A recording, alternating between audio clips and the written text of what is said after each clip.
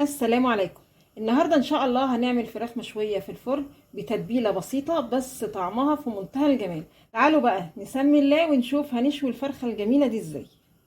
هجيب الكبه علشان احضر بيها خلطه الفراخ. معايا بصلايه متوسطه، 3 فصوص توم كبار، قرن فلفل رومي او حامي اللي تحبيه، طماطمايه، معلقه كبيره صلصه مطبوخه وممكن تستغني عنها مفيش اي مشكله، عصير 3 ليمونات كبار، معلقه كبيره خل تفاح، ومعايا هنا باكو مرق الدجاج ممكن تستغني عنه وتضيفي اي بهارات بقى تحبيها مع الفراخ المشويه.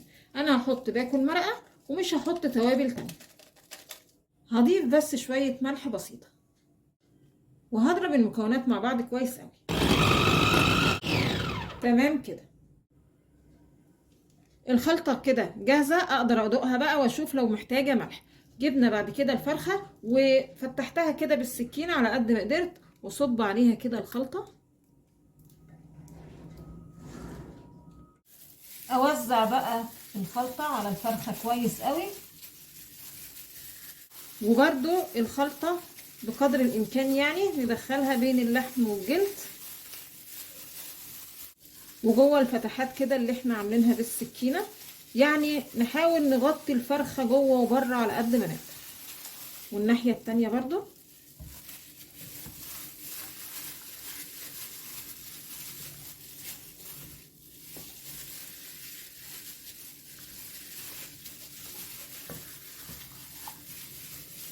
هنقل الفرخة التلاجة تكون بس اتشربت التتبيلة شوية، وكل ما نحطها في التلاجة مدة أطول كل ما تدينا نتيجة أحسن.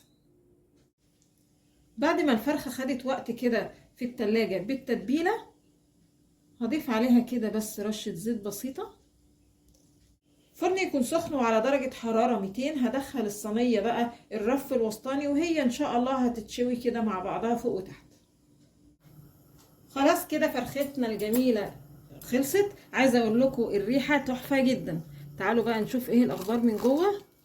هي بس سخنة قوي، بصوا دايبة خالص، بصوا دايبة ازاي، لحمها دايب خالص ومستوية من جوه وزي الفل وحاجة كده اخر عظمة. يا رب النهاردة الوصفة البسيطة دي تكون عجبتكم، وانتظرونا ان شاء الله بفيديو جديد، وما تنسوش الاشتراك في القناة.